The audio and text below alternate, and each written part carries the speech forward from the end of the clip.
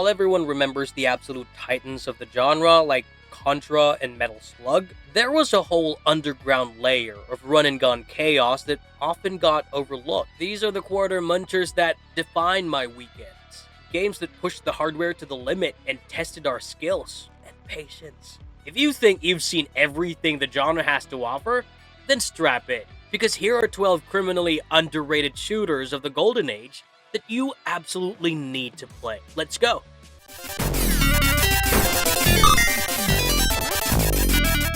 Atomic Runner Chelnov, 1988. I have to start with one of the strangest, most stressful games I have ever played. Atomic Runner Chelnov by Data East is fascinating because it refuses to let you get comfortable. While most run-and-gun games let you dictate the pace, stopping to shoot, inching forward to spawn enemies, Chelnov is a forced scroller. Your character is constantly running forward, and you have to jump, shoot, and dodge while the screen relentlessly pushes you toward your doom. I mean, it feels less like a standard shooter and more like a rhythm game with guns. The backstory is just as wild as the gameplay. You play as a coal miner who gets caught in a nuclear explosion, gains superpowers, and decides to fight a secret organization. The arcade version has this gritty, bizarre aesthetic that Data East was famous for, blending Soviet imagery with sci-fi horror. I love the weapon variety here. The boomerang and the morning star add a layer of strategy to the chaos. You aren't just spraying bullets, you're calculating trajectories while jumping over pits. It's a game that demands total focus, and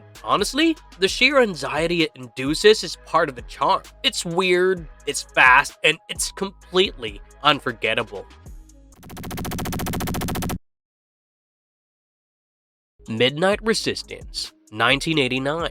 If you've played this in the arcade, you probably remember the blisters on your fingers from that iconic rotary joystick. Midnight Resistance is often overshadowed by Contra, but mechanically, it was miles ahead of its time. The gimmick here was the ability to rotate your torso independently of your legs. This meant you could run in one direction while firing in another, giving you a sense of tactical freedom that most side-scrollers lacked. Trying to play this on a console port without that rotary stick always felt like a compromise to me, because the arcade experience was so tactile. Beyond the controls, I always appreciated the key system.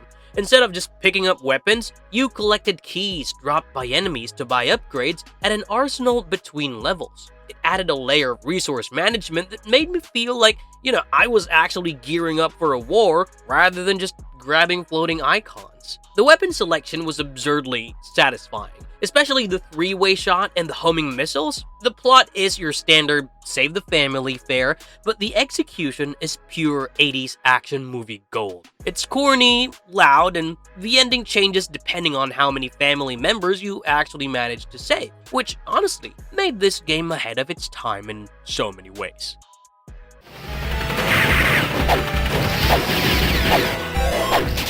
Cyberlip, 1990. I always looked at Cyberlip as the rough draft for Metal Slug. Released early in the Neo Geo's life cycle, it was a platformer that tried to bridge the gap between Contra and the more detailed, sprite-heavy future of SNK. You play as Rick or Brooke, veteran android soldiers, and right off the bat, the game oozes that chunky, colorful pixel art style that SNK would eventually perfect. What makes it stand out to me is the core mechanic. Many bosses and large enemies have a visible core that you have to target, often requiring you to hang off railings or platforms to get the right angle. It's definitely a product of its time. You can't shoot diagonally, which feels incredibly restrictive today, but the charm makes up for it. The weapon switching system is surprisingly robust, letting you store weapons rather than just replacing them instantly. But honestly, the main reason I remember this game is the ending. I won't spoil the exact details, but the final boss is essentially a giant talking face that trolls you hard. It's one of those absurd, surrealist choices that makes Cyberlip a cult classic in my book. It's not perfect, but it has so much personality.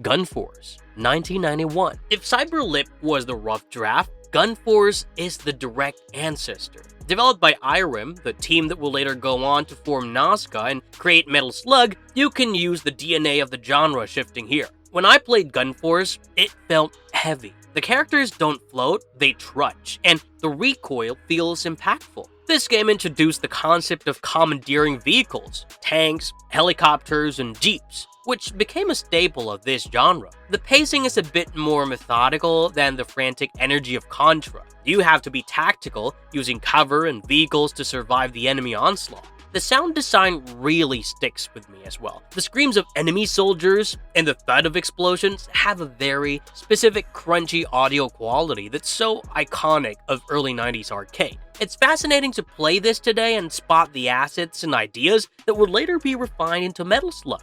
It's tough as nails, unforgiving, and incredibly satisfying when you finally crush a boss with a stolen tank.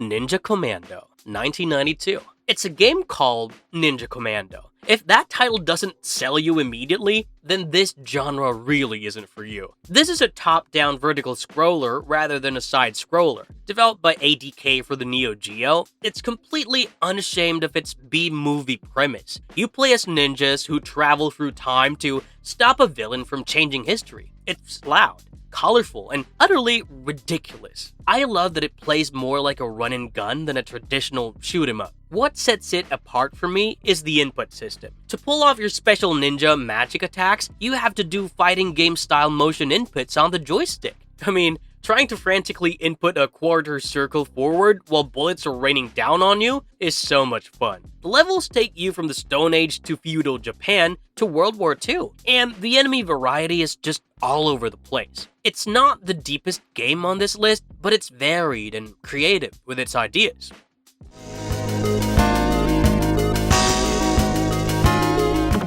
Mega Turrican, 1994. I think this is the peak of European run-and-gun design. While the Japanese developers were focusing on twitch reflexes and high speed, the Turrican series, developed by Factor 5, was always about exploration and atmosphere. The key mechanic here is the Plasma Robe, a grappling hook that's directly inspired by Bionic Command. It lets you swing through levels, reach hidden areas, and navigate vertical spaces with a fluidity that feels incredible once you master it. The levels aren't just linear corridors, they're sprawling mazes packed with secrets, one-ups, and weapon power-ups. It rewards you for looking around, which is, rare in this genre. And I cannot talk about this game without mentioning the music. Chris Hausbach's soundtrack is legendary in this game. A pulsing, synth-heavy score that drives the action forward. It makes you feel like a one-man army. The graphics are gritty and metallic, pushing the Genesis hardware to display some impressively large sprites, and it feels darker and moodier than its peers, and that atmosphere will draw anyone in.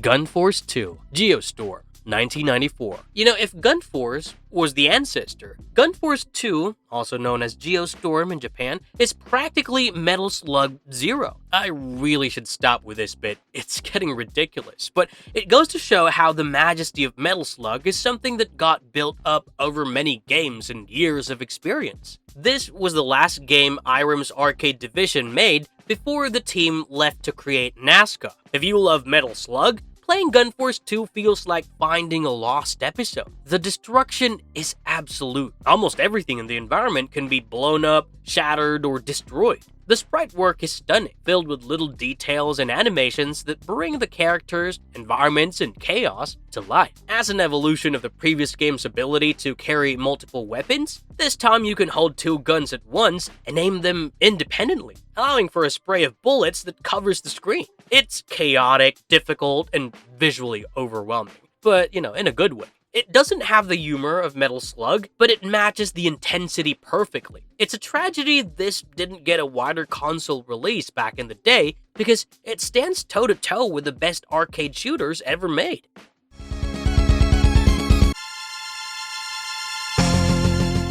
Metal Warriors, 1995. This game stood out from other mecha games on the SNES because it treats the mech not as characters, but as vehicles. Developed by LucasArts, which, by the way, is it me or does it feel like someone uncovers a hidden LucasArts game every few years? Anyway, Metal Warriors is a heavy, strategic shooter. You pilot various mech suits, each with different weights, weapons, and abilities. But, the magic happens when your mech takes too much damage. You can, and must, eject. Suddenly you are a tiny, vulnerable human pilot scrambling across the battlefield. You can fly around the jetpack, fit into small ventilation shafts to unlock doors, and hijack enemy mechs. I mean, that moment when your suit is critical and you have to eject, dodging enemy fire as a pixel-sized human to find a new ride? That's peak gaming. The single-player campaign is great, with a darker, anime-inspired story, but the multiplayer versus mode is so much fun with friends. It's a hidden gem that pushed the SNES to its limits.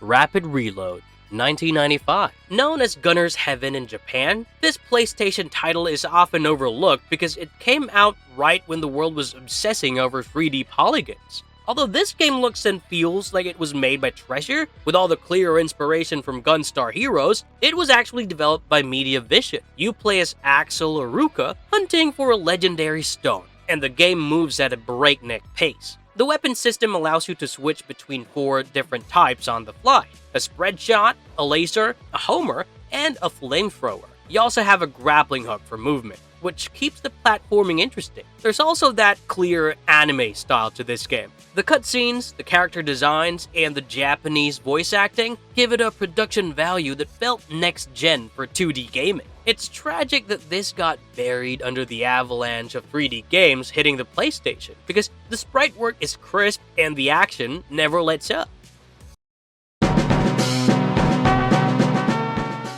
Rendering Ranger R2, 1995. Developed by Manfred Trains, the creator of Turrican, this game was only released in Japan and had a very limited print run. It pushes the SNES hardware so hard. I mean, I'm surprised it doesn't melt down the SNES. The graphics use a pre-rendered CGI style, similar to Donkey Kong Country, but applied to a gritty sci-fi action game. It honestly looks like a 32-bit game running on a 16-bit hardware to me. The gameplay splits its time between side-scrolling run-and-gun stages and side-scrolling spaceship shooter stages. Usually mixing in 2 different gameplay sections doesn't work because, one side has much more effort and content than the other.